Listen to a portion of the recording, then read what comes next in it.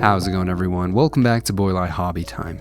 Today is May 4th, which many of you may know as Star Wars Day. So that means it's time to clean off my hobby mat and break out some LED filaments. A few months ago, I was kindly gifted a collection of Star Wars models and miniatures from one of my viewers, Brett.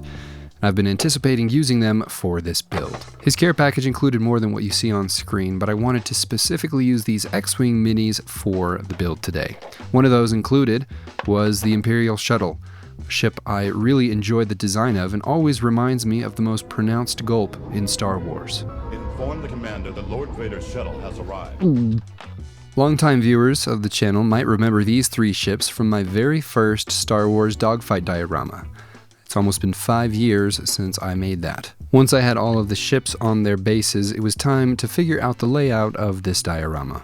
It is quite the assortment of ships, so I need to make sure that everything is laid out nicely. I'll have the shuttle at the front, being escorted by the two TIE fighters, being ambushed by the Rebel scum. Actually, two of these ships came with either pirate or mercenary colors, so I will be fixing that later in the video.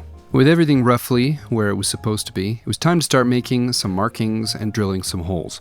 After noting the locations of the standoffs for the ships, I grabbed a filament and I laid that out on the base to get the positioning of the wires that will be holding the blaster bolts in place and supplying them with power. To my knowledge, TIE fighters can't shoot backward, but the shuttle does have a rear-facing cannon that will be opening fire on the rebels with some green blaster bolts. And I have been criticized in the past for having the good guys fire red blaster bolts, but they do indeed fire red blaster bolts. I think the rule that's being confused here only applies to lightsabers. And while both of those TIE fighters are definitely toast, only one of them is going to be in the process of getting hit in this diorama. The holes were a little hard to see, but if you shine a light from the back, you can see them a little better. Next, I marked and recessed a spot for the battery housing. I was originally going to try and cut and chisel this thing out, but switched to my Dremel and routed it instead. Typically, this wouldn't be a problem, and the sides of the base would be tall enough, but this is a different base than I usually buy, so I needed about an extra 1/8 of an inch of clearance in order for this to fit. Off camera, I drilled and routed a spot for the switch as well, and it was good to have this out of the way before it was painted and full of little ships. And speaking of paint, I took it outside and gave it a coat of black primer.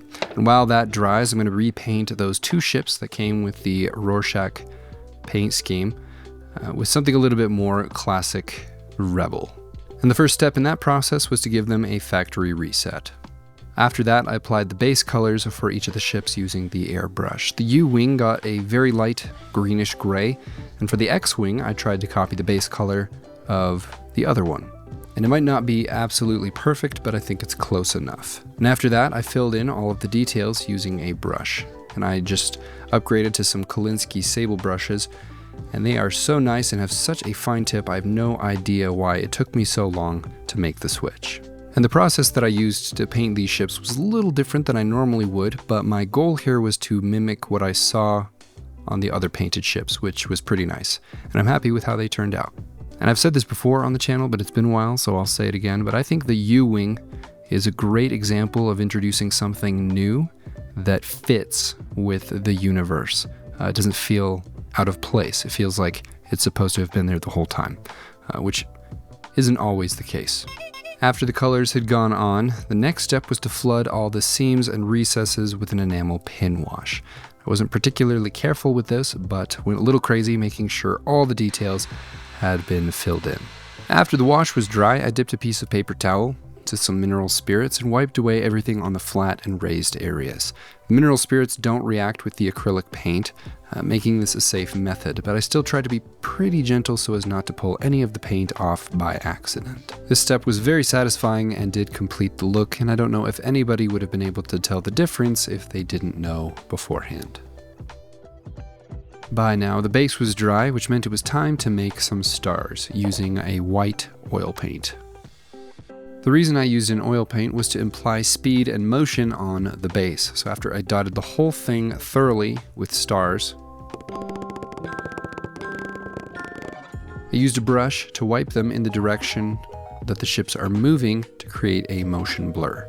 This method is kind of new to me and didn't work perfectly on the first try, so I had to go back and experiment with some mineral spirits, and eventually I came up with something that I was happy with. And the streaks do go all the way back to the end of the base, you just can't see them in this lighting. And speaking of lighting, it was time to figure out the lights.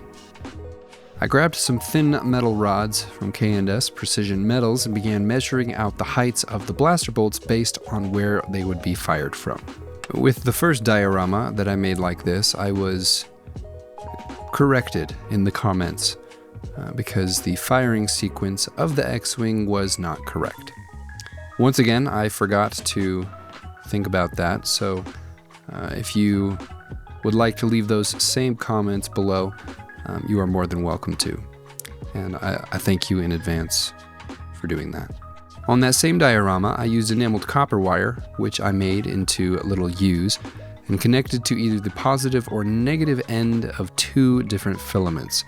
And then I coordinated that across the whole thing, which is obviously a lot more complicated and frustrating than the method that I'm using here, which is just to run one metal rod at each connection point through the base and wiring it all up at the end.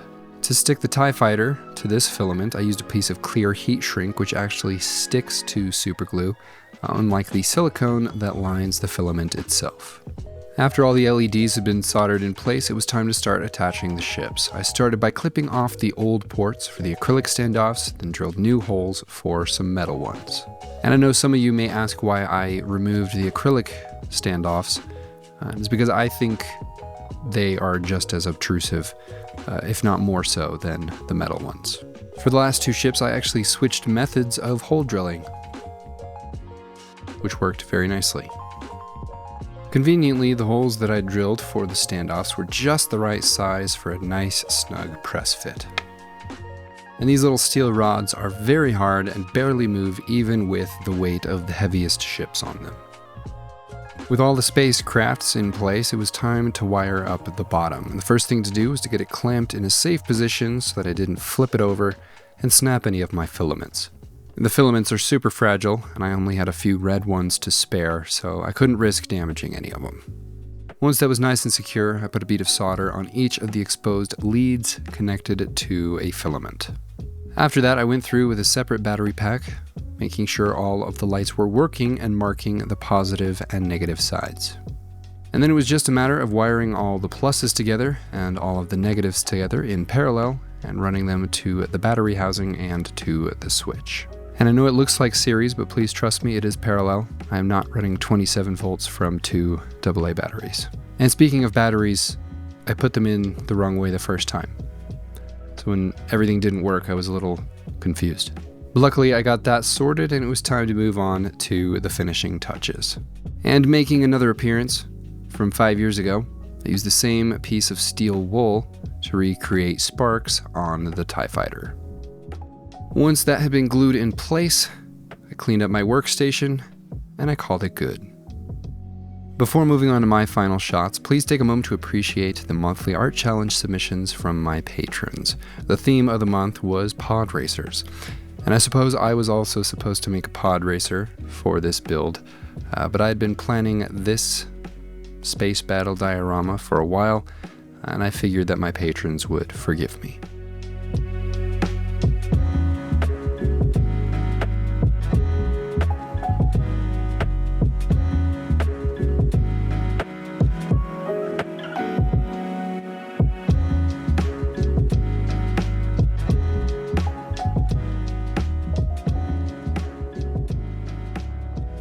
Great job, and thanks again to all the patrons who participated in last month's art challenge.